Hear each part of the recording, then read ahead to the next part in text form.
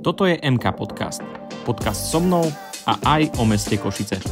Moje meno je Matej Kundrát a som poslanec mesta Košice a aj mestskej časti Košice Sever.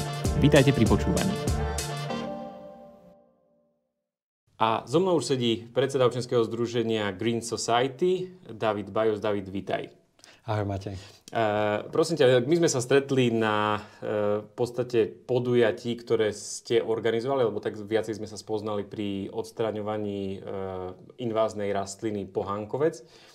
Ale vy sa venujete aj iným činnostiam. Skús možno zo začiatku tak nejak predstaviť našim posluchačom, čomu sa venujete ako občianske združenie a čo sú také ťažiskové témy vaše. Ďakujem za pozvanie. Zdravím všetkých poslucháčov. Hlavnou našou témou je ochrana prírody, ak by som to takto zjednodušil. No a to tu v meste Košice môžeme povedať tak, že na jar radi organizujeme jarné upratovanie, aby tá príroda bola čistejšia, krajšia. No a ďalšia taká nosná téma je obnova biodiverzity. Sú nejaké, povedzme, opustené pozemky alebo zanedbané lokalitky aj okolo rieky Hornát. No a snažíme sa, ak identifikujeme nejakú takú časť, vybaviť povolenie, odstrániť invázne rastliny, no a následne obnoviť biodiverzitu. Hej, že to je taký konečný cieľ. Dobre. Ako dlho možno fungujete ako občianske združenie? Založení sme boli v roku 2020, takže keď teraz máme 2024, je to ľahká matematika. Dobre sa to počíta. Áno. Dobre sa to počíta. Preto sme čakali so založením 2 roky. No dobre, a teraz vlastne tie jarné upratovania to robí viacero takýchto subjektov tu v Košiciach. Vy to organizujete sami, alebo máte nejaké pravidelné akcie? Máte už možno niečo teraz na túto jar pripravené? Máme jedného člena, ktorého to vyslovene baví a najviac zaujíma. On sa aj preto ku nám pridal. Pozdravujem Mareka. No a on sa snaží zorganizovať. Hej, keď náhodou nemáme kapacitu, čo sa týka financií, že nevieme zorganizovať kontajner od mesta Košice, také veci a podobne. Ale vidíme, že niekto v okolí niečo podobné organizuje, treba občianske združenie Save Nature by Chivas, tak sa aj pridáme, že my sa pokúsime zohnať zase nejakých našich okruh známych a dotiahnuť ich na to miesto, kde už sa niečo organizuje. A možno povedz, že keby niekto mal záujem, že upratať si vo svojej lokalite alebo vie o nejakých lokalitách, ktoré sú takto zašpinené, mohol by sa na vás obrátiť, že by vám pomohol alebo že by ste vôbec že spoločne vyčistili nejaké miesto? Hej, tak môže nás kontaktovať cez stránku greensociety.sk, kde je kontaktný formulár a možno by sme ho pridali do mailing listu, alebo keď je pre ľudí jednoduchšie sledovať Instagram, máme Instagramový účet, v prípade Facebookovú skupinu. Hej, že asi také hlavné kanály. Ako vás to vôbec napadlo, že, alebo teba, že ako si došiel k tomu, že chce mať nejaké združenie, ktoré sa bude venovať týmto zeleným témam? By som povedal, že po vysokej škole vznikol nejaký voľný čas, hej, ktorý som chcel nejako využiť. Hej. No a tak s partiou, s kamošmi sme si povedali, že nás aj baví celkom chodiť do prírody a začali sme si všímať také rôzne detaily, ktoré by sa dali zlepšiť. No a to v blízkom okolí som nevidel žiadne také občianske združenie, tak som si povedal, že prečo to neurobíme my, hej. No a tým pádom vieme aj zozberať 2% z daní a aspoň časť tých peňazí, ktoré platíme štátu, vieme niekde nasmerovať do problémov, ktoré nás zaujímajú. A vy sa venujete takým, že špecifickým témam pomerne, že dobre, tak to čistenie je jedna vec, hej, toho okolia, zbieranie odpadkov a podobne, ale ako si spomínal, venujete sa aj biodiverzite. Áno. To je taká ako pojem, možno nie každý tomu bude rozumieť. Skús možno vysvetliť najprv, že čo to je tá biodiverzita. Možno tak v skratkosti, hej, že máme nejakú rozmanitosť v prírode, hej. A ak náhodou sa začne nabúravať, že povedzme chýba tam jedna zložka, tak nejaká druhá začne prevažovať, hej, že ak nie sú dravce, povedzme premnožia sa myši, hej, a potom takto sa to celé môže zosypať tá biodiverzita. A čo sa týka rastlín, tak teraz zo zahraničia tu prišli nejaké také, ktoré veľmi rýchlo rastú a nemajú prirodzených nepriateľov. A tie spôsobujú našim, povedzme, obyčajným lúkam veľké problémy, lebo povedzme na meter štvorcový, na také bežnej lúke na Slovensku je okolo 50 až 80 druhov rastlín. Oni kvitnú v jari, v lete, na jeseň a tie včielky po celý čas majú čo opeľovať, alebo čo papať. No ale žijú tam rôzne chrobačiky a podobne, tie papajú rôzne vtačiky a tak ďalej a tak ďalej.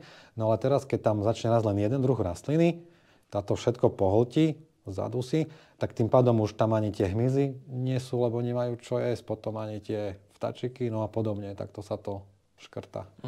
Čiže je ideálne mať nejak viacero druhov tých rastlín na jednom území a tá rozmanitosť je v zásade tá biodiverzita. Áno. A hlavne budeme mať takú prírodu, ako sme mali aj predtým, ako si ju pamätáme, hej, že zrazu to nebudeme mať len samé, povedzme, bambusy alebo iné druhy rastlín, tak trošičku si to chceme aj ustražiť, to Slovensko, také, ako bolo predtým. A jak sa to možno stalo, že teda tu pribudli aj také druhy, ktoré sú odborne povedané invázne? Jednak to bola možno globalizácia, že povedzme semená kukurice, zemiakov, pšenice a podobných vecí sa začali dovážať aj z Ázie alebo Severnej Ameriky. No a v nich už prišli nejaké semiačka aj, ktoré boli nechcené. Hej. No a taký druhý častý, ako keby zanesenie to povedzme, grofovia pred 200-300 rokmi si povedali, že tak urobíme si krajšiu záhradku, ako má sused a chodili na cesty, lebo už sa cestovalo, tak si podonášali rôzne rastlinky. No a niektoré z nich nemajú tu na prirodzených škodcov a to rozmnožovanie majú veľmi, veľmi rýchle, až sa to vymklo spod kontroly, keby som takto povedal. Aké sú možno také najčastejšie druhy týchto rastlín? Povedal by som, že na jeseň spoznáte zlatobile, oni sú tak žlto kvitnúce. Tie lúky, ktoré sa nekosia alebo nepasú, to vidno. To potom aj keď sa ide, keď sa chodia ľudia na prechádzať, tak to zrazu vidia také tie pásy alebo veľké štvorce, že zrazu všetko žlté. Tak tie zlatobile aj kolo koľajnic, že oni sú tak viditeľné už z diaľky na jeseň. No a tu v Košiciach nejaké dreviny, pajasen žliaskatý a podobne. Ale povedal by som, že pohankovec japonský alebo bohemian, ten český, tak tie sú tu v Košiciach dosť rozšírené a tiež ich spoznať tak, že fakt ono sa kosci prídu, pokosia nejakú plochu, nejakú lúku a za 2-3 týždne tá rastlina dokáže vyrásť zase o meter pomaly. Má také veľké zelené listy. Pripomína trošku ten spomínaný bambus s tou stonkou. A tým pádom tam je problém, že pokiaľ oni to zatienia, tie rastliny, tak pod nimi už nič nevyrastie a vlastne vyhubia celú tú faunu, ktorá tam je v rámci toho hmyzu. Áno, ale problémy sú ako keby viaceré. Že jedna je, že tá biodiverzita, no na druhej strane ľudia povedia, že na čo mi to je v meste, OK, beriem, veď všetko zabetonujme, môžeme to riešiť aj tak, ale napríklad na križovatkách, kde by rastla, povedzme, obyčajná naša tráva alebo takto, ona nevyrastie do takej výšky a nie je taká hustá. No a ten pohankovec z niektorých križovatkách môže vytvoriť taký hustý porast, že potom nevieme, či môže nám brániť vo výhľade a nedáme prednosť, môže vzniknúť nejaká nehoda. Že takto to môže byť nebezpečné a veľmi rýchlo rastie. Ďalší problém je, že keď rastie, povedzme, blízko brehov riek, on nemá také korene ako tráva, že vytvorí takú ochrannú plochu na tom brehu, vlasočnicové korene, ale on má hľuskovité. No a tým pádom skôr vzniká erózia pôdy, čiže pri miernych záplavách skôr sa vyplaví breh a môže narušiť celú statiku nejakého kopca. Čiže napríklad pri hornáde, ako si ty spomínal, to môže byť nebezpečné aj pri záplavách nejakých hroziacich. Áno. Napríklad slovenský vodohospodársky podnik tento problém hlavne rieši pri vodných nádržiach, lebo tam by to pre nich predstavovalo obrovské riziko. Ale nemajú kapacitu to pokrývať po celých brehoch riek, lebo je to naozaj aj náročné. A jednak aj tým, že úplne nevždy môžeme chemicky ošetrovať tie veci, čo je rýchle, a tým pádom, že to je len na mechanické odstraňovanie, tak zase to je časovo náročné. A je to nereálne pri aktuálnej kapacite toho podniku, že by tam poslalo toľkých zamestnancov, aby sa starali len o to. No a dobre, ty si vlastne, keď pôjdem trošku krok dozadu, tak ty si sa toto všetko dozvedel, alebo teda si nadobudol nejaké skúsenosti len tak ako popri svojej nejakej občianskej aktivite, lebo však ty si pôvodne ITčkár, pokiaľ viem. A kedy možno si sa začal do toho až tak zamotávať, že naozaj ťa to začalo baviť a si chytil tú tému a viacej to študovať? Prvýkrát som na to narazil úplne náhodou. By som povedal, že išiel na RTVS 2 taký dokument o týchto inváznych rastlinách a ja som si uvedomil, že oni sú naozaj rozčínené celkom akože všade. No a stále som išiel vlákom, autom a autobusom a pozeral som tu sú, tam som, tak čo to je, ne? Kto to má riešiť? A začal som hľadať zodpovedných ľudí, za riešenie tohto problému. Narazil som aj na štátnu ochranu prírody. No a pýtal som sa, som zvedavý, tak človek hľadá odpovede. No a tí ľudia to riešili, snažili sa mi vysvetliť, že rieši sa to, ale hlavne v národných parkoch. Hej, tam, kde naozaj tú krajinu potrebujeme zachovať takú, ako chceme. No a tam, kde sú problémy, oni často nastávajú na takých opustených pozemkoch, alebo kde sú nejasní vlastníci, alebo tých vlastníkov je milión. Tým pádom sa o to nikto nestará, sa to nekosí a tak vznikajú problémy. Pretože na plochách, kde poľnohospodári, nazvem to, operujú, hej, ale oni tam podnikajú vlastne, tak tam také problémy nie sú, lebo oni si to porú, pokosia a starajú sa o to. Hej. Ale na tých plochách, kde nie sú jasní vlastníci, nikto tam nepodniká, tak sú to také zanedbané plochy. No a tam sa tým rastlinám darí. No a tie semená alebo semiačka už sa potom dostávajú aj na okolité pozemky a podobne. A štát robí niečo preto, aby sme nemali takéto druhy rastlín? Štát urobil veľmi veľa, a to parádnu legislatívu. Čiže my teoreticky máme možnosť to ísť odstrániť na pozemok, ak nás štát v mene štátnej ochrany prírody vyzve, aby sme to chodili robiť. A môžeme to fakturovať danému vlastníkovi, hej, teoreticky. Hej. Ale tak, keď daný pozemok má 200 vlastníkov, ktorí sa o to aj tak nestarajú, tak príjme na to, že aj tak si to musíme odstrániť na vlastné náklady. A keďže sme občianske združenie, máme obmedzený rozpočet, tak tiež sa radšej zameriavame na plochy, o ktoré sa niekto zaujíma. Napríklad minulý rok nás zavolali z materskej škôlky, že majú problém s takouto rastlinou a chceli by si zveľadiť ich dvor. A vymýka sa im to spod kontroly. Tak radšej pomáhame ľuďom, ktorí si to vážia a cenia a sami vyvíjajú túto aktivitku, ako sa starať o nejaký zanedbaný pozemok na kraji mesta. No a my sme sa vlastne stretli pri čistení brehu Hornádu. Tam bola tiež pomerne veľká plocha posiata týmto polankovcom a musím povedať, že aj objem toho, čo sme na konci dňa vyzbierali, bol že obrovský. Ako si prišiel možno na túto lokalitu? Rád bicyklujem, chodím do prírody, čiže aj stamať som raz išiel na zmrzlinu do Kostoľan. Tak mi to prišlo také, že fúha, že už úplne tú cestičku zarastol, že už sa tam pomaličky nedalo ani prejsť. No a po tej ceste som nerad chodil, že radšej som chodil tou skratkou.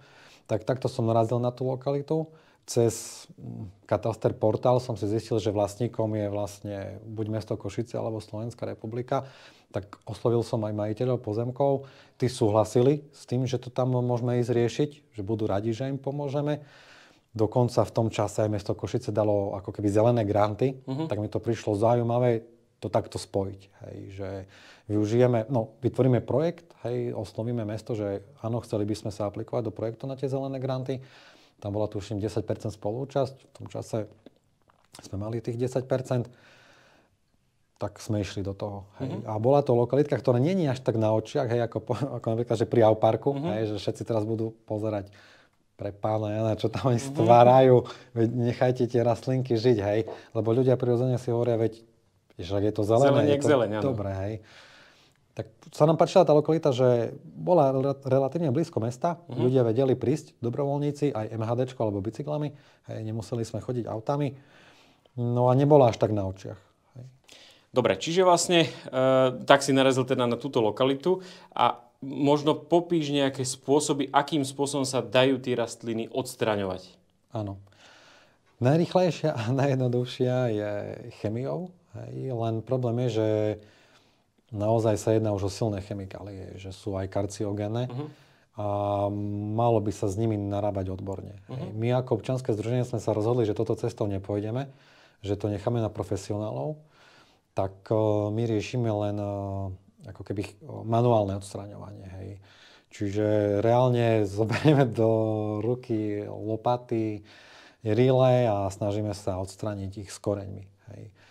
Je to spôsob nadlho, lebo stále nejaký zvyšok koreňa tej rastliny tam ostane a ona potom vyrastie. A trvá to dlhšie, hej, že aj 4-5. Odborná literatúra vraví 10 rokov. Smerujeme k tomu, lebo po tých 4 rokoch tam stále máme problémy s touto rastlinou bez chemie. Takže naozaj súhužujem na to. Nečakal som to, hej. Tak, No lebo toto dobre si začal, lebo my sme to vlastne boli manuálne odstrániť, vtedy to boli myslím 2 dni takej brigády. A potom vy ste to ešte monitorovali tú lokalitu a možno skús popísať, že čo ste v rámci toho monitoringu zistili. Hej. Pre nás to bola taká skúsenosť, ako keby reálne, že prvá. Hej. My sme to mali naštudované len z knih, ale boli sme dosť optimisti hej, v tom čase. Tak tá rastlina tam vyrastala do veľkých rozmerov, lebo už dlho do nej nikto nezasahoval. Čiže reálne, keď si pamätáš, tie rastliny mali možno aj cez 2 metre. Hej, boli veľké. Ťažko sa nám vyťahovali. No jasné, že veľa koreňov ostalo v zemi. Hej. Tak my sme to povyťahovali, dali do kontajnera, do kositu a poslali do spaľovne, lebo to sa nedá ani kompostovať, lebo ešte by sa viac rozšírila. Jasné. Tak potom sme tam chodili to monitorovať a už po 2-3 týždňoch sa začali ukazovať spod zeme tie prvé výhonky. Tak sme chvíľku počkali, zase to povyťahovali. O 2-3 týždne znova.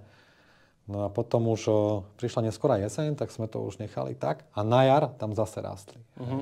A zase v takej istej aj intenzite, aj výške, že ako keby sa to neurobilo tá brigáda vôbec, alebo už to bolo pomenej? Jedno miesto, už slovenský vodohospodársky podnik nám prišiel pomôcť a ho chemicky ošetrili. Okay. Na tom mieste to bolo vidieť, že tá rastlina už nedokázala ani tak rýchlo vyrásť. A aj keď tam bol nejaký výhonok, tak bol naozaj taký slabý. Hej, že tam tá chemia asi vtiekla do koreňov a veľmi oslabila rastlinu. Ale na tých iných lokalitách, kde sme my len manuálne odstraňovali, tak jasné, už sme tam aj zasiali nejakú trávu, prirodzene sa tam zasiala žihľava a podobné rastlinky, tak oni tam už sú, ale pomedzi nich ešte ten pohánkovec si stále nájde cestu, lebo on je veľmi silný a huževnatý. Tak tam sa snažíme pomôcť tým našim spôsobom, ale aj našim rastlinkám ako keby pôvodným, čo tam same rastú. A stále chodíme vyťahnuť ten pohánkovec, dáme ho na jednu kopu, kde tam schnie, hnie, no a dúfame v zázrak. To znie ako boj beh na dlhú trať, alebo teda takéto boje. Áno. Sme v komunikácii aj so štátnou ochranou prírody, že ako keby oni nás trošku usmerňujú a máme nejaké 2-3 lokalitky, hej, kde ako keby skúšame rôzne metódy, hej, že riešili sme ako keby v vodzovkách plachtovú metódu a to je, že danú lokalitu zakrieme takou hrubou fóliou, cez ktorú nepreniká svetlo a tá lokalitka by ostala 2-3 roky zakrytá, aby tá rastlina úplne zomrela, hej. Ono sa ukázalo, že ten pohánkovec on tak po tú plachtu ide 2, 3, 4, 5 metrov, až potom vyjde, ale z tých krajov ho hneď odstraníme, hej, že by sme ho úplne vyčerpali. Ale keďže to tam není za plotom, tak tie plachty nám zmizli. Aha. Hej. Takže, ale vyzeralo to ako efektívna metóda, možno pre tých, ktorí by chceli, že majú dvor, na ktorom im niečo také rastie a hľadajú si taký ten najlepší spôsob a možno už niekoľkokrát skúšali to vykopať a vždycky im to tam rastie. Je toto jedna z takých efektívnejších metód? Hej, pri vykopávaní a odstraňovaní si hlavne dávajte pozor, lebo z každého úlomku dokáže vyraz nová rastlina. Hej, že ona sa rozmnožuje, to volá vegetatívne, hej, že ja kebyže tam nabehnem s krovinorezom a rozsekám to na cimper-camper, tak ono to poodletuje na rôzne časti a z každej tej časti potom ona sa dokáže zakoreniť. Hej. Ďalej sa rozširuje koreňmi a ešte aj semiačkami. Čiže veľmi opatrne, najlepšie do tých čiernych mechov to dávať a neviem, či rovno do spaľovne poslať alebo tak. Lebo keď si ju dám do kompostoviska, tiež si ju zanesiem aj tam. Hej, že je to pomerne nebezpečné. Treba na to dávať pozor. No a tá plachtová metóda, skúšame ju teraz v škôlke, lebo to je za plotom v areáli, takže už nemáme také obavy. Hej, tak uvidíme, hej, ako to dopadne. Dávame do toho veľkú nádej, no uvidíme. No bo tým pádom tam nepreniká svetlo a je to, že nemá tá rastlina úplne, že... Hej, ona sa väčšinou nájde pomaličky cestu a vyrastie kolo nejakého múrika alebo na konci tej plachty a tam ju treba hneď stále 5-10 cm vyhnúť a čo najviac vyťahnuť, že by sa vysilila až nakoniec úplne zahynula. Ideálne. Uvidíme. No je to náročné, predpokladám. A nie je to náhodou tak aj, že majiteľ pozemku, na ktorom rastie takáto invázna rastlina, by ho mal podľa zákona odstrániť na vlastné náklady? Že... Áno. Tak hovorí legislatíva, že mal by to tak robiť. Dozerá na to inšpekcia, hej, plus aj okresné úrady, hej, čo máme. Tiež tam je nejaká selekcia. Ale je zrejme ich tak veľa tých inváznych rastlín, že nedá sa to úplne v každej lokalite sledovať? Oni niekedy aj upozorňujú, hej, že tých majiteľov pozemkov. problém, ako sme sa bavili, aj tá rozdrobenosť majiteľov, hej, že v niektorých lokalitkách sú také tie pozemky, keď to povedal, také tie špagety, hej, že 5 metrov, kilometr dlhý a 20 vlastníkov. A tak na jednom, povedzme, kilometri štvorcovom, hej, čo by sa dal relatívne jednoducho nejako vyspraviť, je to ťažké každého z tých vlastníkov upovedomiť. Hej. A viem, že mestská časť Ťahanovce, oni to tam aktívne riešia, ale aj kvôli tomu, že by im tam, tuším, diviaci nechodili a podobne. A oni to na vlastné náklady sa snažia odstraniť s tým, že aspoň od tých vlastníkov, čo majú veľké tie ako keby pozemky tam, tak od nich sa snažia požiadať, alebo aby preplatili aspoň tú kozbu, ktorú objednajú. A teraz, keď sa to vykosí, ale zase tiež to môže byť ten istý problém, že nezbavíme sa toho úplne. Tam ide o to, že tie pozemky, musíme sa o nich starať, hej? Že nesmieme ich nechať zanedbať. Lebo samozrejme, že keď to bude zanedbané, tak tá invázna rastlina sa tam zase zaniesie. A takto, aj keď to vyčistíme teda chemicky, vyrastie tam nejaký pôvodný druh, alebo naozaj sa to musí rokmi prečistiť, lebo tak je to silná chémia, jak si vravel? Ono, keď to vyčistíme chemicky, je dôležité, že by zase niekto na to dozrel a aby sa tam zase nezavliekla, hej? Lebo tá chémia je taká silná, že ona zabije všetko. Naozaj, úplne všetko. Väčšinou sa robí aj postrek dvakrát, hej? Že by aj tie nové výhonky, ktoré vyrastú, že by sa úplne dorazili. No, otázka znie, čo s takým pozemkom potom, hej, nemáš tam nič, hej. Čiže niekto by tam mal niečo zasiať a malo by sa dohodnúť, kto sa o to bude starať, hej. Lebo keď je to fakt zanedbaný pozemok, v ktorý sa niekto nechce starať, tak naozaj už to ja tak vnímam, že to je potom, nie že nezmyselné, ale zase sa vrátime k tomu pôvodnému problému na začiatok. No a tým pádom, ty keď tam zaseješ nejaké nové tieto, vyrastie to vôbec, hej? Ale keď je tak zničená tá zem? Ono sa nechá ako keby 2-3 mesiace odležať a potom to dáš splachne do zeme. Okay. A je tam normálne možnosť zase zasiať trávu alebo iné rastliny. Čiže relatívne nebezpečné je mať vôbec tú inváznú rastlinu a keď, tak čím skôr odstrániť. A čo s takými napríklad, že náletové dreviny? Je to podobná sorta, alebo je to niečo úplne iné? Existujú aj invázne dreviny, samozrejme, ktoré dokážu spôsobovať problémy. No a tie náletové, tak tam môže byť mix rôznych, hej. No a zase, keď sa o to niekto nestará, tak vznikne taká kračina, hej, a z toho môžu byť pre ľudí na sídliskách problémy v okolí, že tam budú potkaní, ja neviem, ľudia bez domova. No a je toto taký, že jeden z najväčších problémov, lebo to nie je úplne téma, ktorá by sa denne komunikovala, alebo v rámci prírody sa zameriavate aj na riešenie možno nejakých iných ešte zaujímavých tém? Ako občianske združenie chceme robiť, alebo robíme aj osvetu, ako keby v rôznych témach, aj napríklad bezobalový život, hej, že by to nakupovanie sa dalo robiť bez jednorazových plastových sáčkov, hej. Riešime aj cirkulárnu ekonomiku, ako keby, že však proste veci sa nemusia stále len vyhodiť, hej, veď dajme ich jednoducho na bazoš, kúpme si niečo z bazošu, tak musí mať furt všetko nové. No neviem. Dobre, tak načal si tému bezobalových obchodov alebo bezobalového života. Ty sám sa snažíš redukovať to množstvo plastov, ktoré vyprodukuješ? Aktuálne mám taký trošku problém, že mám 2 malé deti a tam tie jednorazové plenky používame, hej, že neprešli sme na tie látkové a neperieme ich vo veľkom hrnci, že tam produkujeme veľmi veľa odpadu.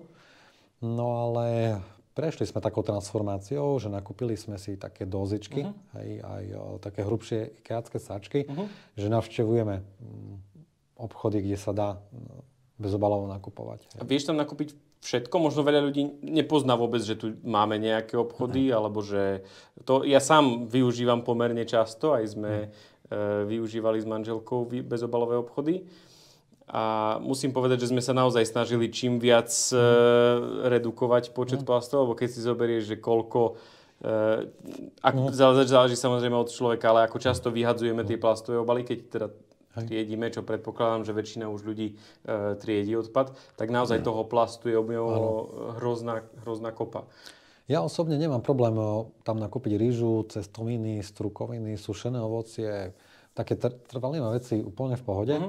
Skôr trošičku problémové sú možno jogurty, hej, a také veci, že šunka a podobne, hej, že to ešte tam úplne nie je.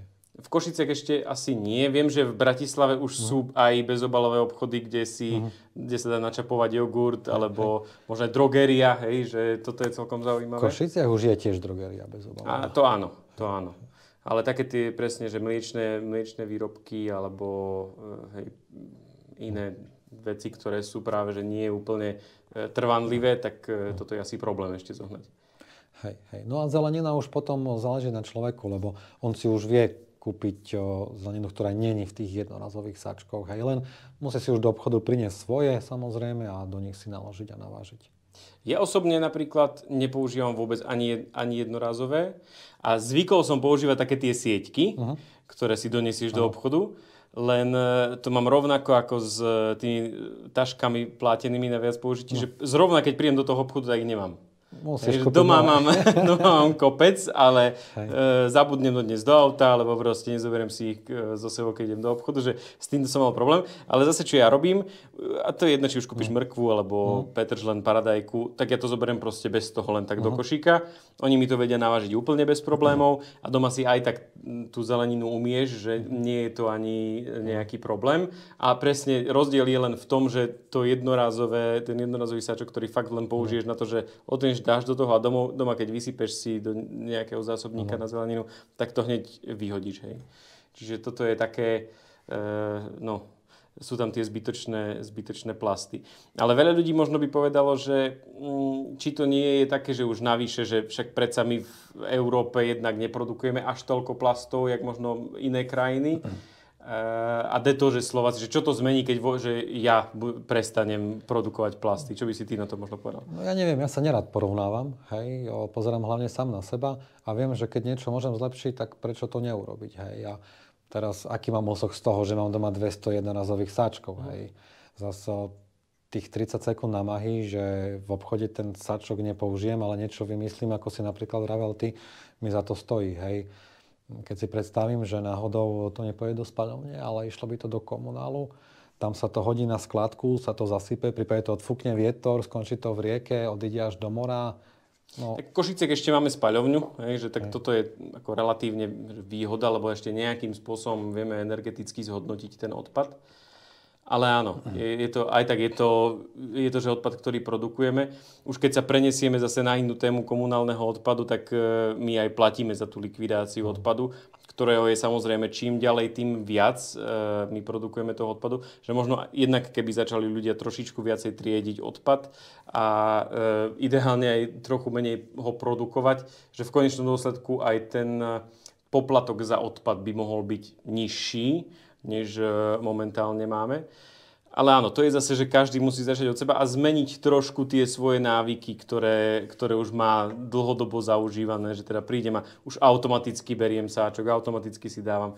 A pravdepodobne ešte sú nejaké veci, ktoré si ľudia možno nevedia odpustiť, alebo možno je to náročnejšie prejsť na nejaký bezobalový spôsob, napríklad pečivo. Zase je veľký asi problém nájsť nejaké pečivo, aby si to nedal do toho jednorazového sáčka, aby ti sa nevyschlo, aby si to nemal skazené hneď. Toto napríklad ako ty riešiš? Máme také akoby ľanové sáčky, plus sú také zase jak povoskované, že keď ty nechceš, aby ti zaschlo, že už máš rozrezaný chlieb. Čelobali a takéto nejaké. Hej, taký štýl. No a niekedy sa priznám, že používam ten papierový, čo tam je, lebo ako si vravel ty, že nevždy ich mám po ruke. Väčšinou ich máme rozhodené v aute, aj keď už ideme na nákup. Ale také drobné nákupy sa sem tam stane, že človek nemá, tak využijem tam ten papierový. No dobre, a skús teraz povedať, že čo plánujete na tento rok alebo výhľadovo na najbližšie roky ako občianske združenie alebo možno čo ty máš v pláne ešte možno za seba? Aktuálne ako občianske združenie by sme sa chceli venovať tým projektom, ktoré už máme zabehnuté. Čiže na jar nejaké upratovanie, zapojiť sa, prípade zorganizovať. Potom počas leta sa venovať odstraňovaniu invazných rastlín. Čiže nejaká osveta, čiže možno urobiť, keď nás niekto pozve, nejakú prednášku, prezentáciu. A primárna lokalita bude teraz škôlka, hej, aby sme to tam nejako vyriešili. Plus tá lokalita pri Janečkách, ktorú sme spolu začínali. Hej, chceme to tam na to stále dozerať. No ako sa nám podarí nabrať nových členov, tak zase pootvárame nové témy, hej, lebo tých tém je veľa, hej. Môžeme riešiť aj povedzme lokálne kompostoviská, hej, pri bytovkách, hej. No a naozaj ako keby tá pomoc prírode alebo ochrana prírody, tých tém je veľmi, veľmi, veľmi veľa, že kto sa ku nám pridá a bude mať nejakú svoju nosnú tému, tak tiež to môže potiahnuť, napísať nejaký projekt, skúsime na to zohnať nejaké granty, veď teraz aj súkromný sektor, rôzne banky, nadácie na to prispievajú. Ľudia by som povedal, že sa aj radi aktivizujú, len niekedy nám chýbajú tí ťahúni, tí lídri, ktorí by to zastrešili. Asi ľudia majú veľa svojich vecí, ktoré riešia a že vnímaš to, že je problém nájsť aktívnych ľudí, ktorí by prišli a zapájali sa? Povedal by som, že asi áno, že takí ľudia, ktorí dlhodobo sa zapália pre problém, nájdu si svoju tému a takto to budú ťahať, hej, dlhodobo, nielen 1-2 sezóny, tak takých ľudí my aktuálne nemáme veľa. Možno, že niekde sú, len málo ich hľadáme. A koľko vás je v združení teraz? Alebo že možno za akými počtami ste tak historicky pracovali? Oficiálne v tabuľkách máme asi 17 členov, ale reálne by som povedal, že tak 10 aktívnych. A stačí to na to, aby ste pokryli tie veci, ktoré máte teraz rozbehnuté, alebo do budúcna, pokiaľ budete chcieť rozširovať tú svoju činnosť, asi potrebujete viac? Priznám sa, že teraz, keď nám pribudli rodinky, hej, že máme nejaké ratolesti, musíme sa viacej venovať doma svojim povinnostiam, máme nejakú prácu, tak tie voľnočasové aktivity sú už na hrane možností. Fakt je to také, že LTT. Preto skôr sa snažíme utiahnuť to, čo máme. Už veľmi nerozbiehame nové, aby sme sa nepopalili a doslova nevyhoreli. Ale sme otvorení naozaj novým ľuďom, ktorí budú mať nejakú tému, budú ju chcieť riešiť, vedeli by stiahnuť v odzvukách davy, tak veľmi radi privítame. Hej. Lebo za s tým, že máme už nejaký know-how a ako žiadať o granty podobné, máme už nadviazané nejaké vzťahy, tak možno to pre tých ľudí bude jednoduchšie už využiť nejakú značku, čo máme, nejakú históriu a na to nadviazať, vytvoriť ako keby riešenie na nejaký problém. Hej, a poďme do toho. A keď tak možno sa zamyslíš, ako vnímaš mesto Košice v rámci týchto tém, že kde asi sme podľa teba? Samotný magistrál, ako to poviem, oni vypisujú sem tam zelené grantové výzvy, čiže z toho sa teším, že máme aspoň nejaký priestor. Aj keď je pravda, že s tým rozpočtom a s financovaním je to teraz náročnejšie, ale to nechcem rozoberať.